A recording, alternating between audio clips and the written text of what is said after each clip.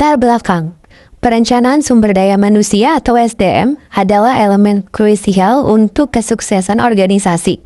SDM berfungsi sebagai aset utama dan faktor penentu dalam efektivitas operasional. Keberhasilan organisasi bergantung pada seberapa baik tenaga kerja berkontribusi terhadap tujuan strategi perusahaan. Selanjutnya ada rumusan masalah. Yang pertama, apa yang dimaksud dengan perencanaan sumber daya manusia? Lalu yang kedua, ada faktor-faktor apa saja yang mempengaruhi perencanaan SDM? Lalu yang ketiga, bagaimana pengaruh faktor internal dan eksternal terhadap efektivitas perencanaan SDM? Dan yang terakhir, mengapa perencanaan SDM penting bagi organisasi? Tujuan penulisan: memahami konsep dasar perencanaan SDM, lalu menjelaskan faktor internal dan eksternal yang mempengaruhi perencanaan SDM.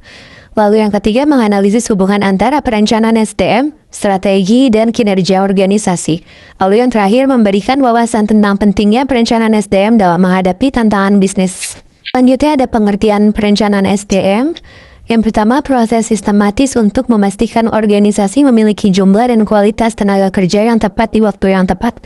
Lalu yang kedua, menurut Handoko tahun 1997, perencanaan SDM menentukan pergerakan tenaga kerja dari posisi saat ini menuju posisi masa depan sesuai kebutuhan organisasi.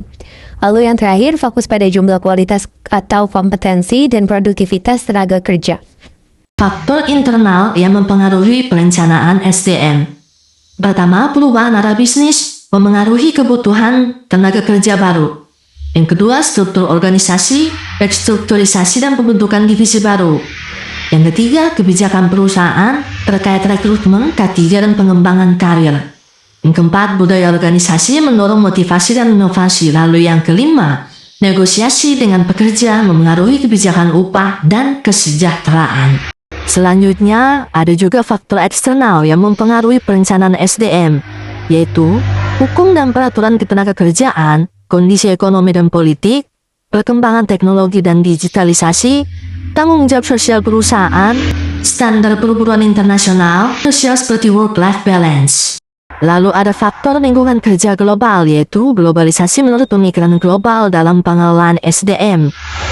Tantangan utamanya, pemahaman lintas budaya, komunikasi dan koordinasi global, tim virtual dan kerja jarak jauh, pelatihan lintas negara, daya saing, dan keberlanjutan global. Jadi teman-teman semua, kesimpulannya, perencanaan SDM menjamin ketersediaan tenaga kerja sesuai kebutuhan organisasi. Faktor-faktor internal dan eksternal saling mempengaruhi efektivitas perencanaan. Globalisasi menambah kompleksitas dan menuntut adaptasi. Dan yang terakhir, manajemen SDM perlu berpikir strategis, fleksibel, dan berorientasi masa depan.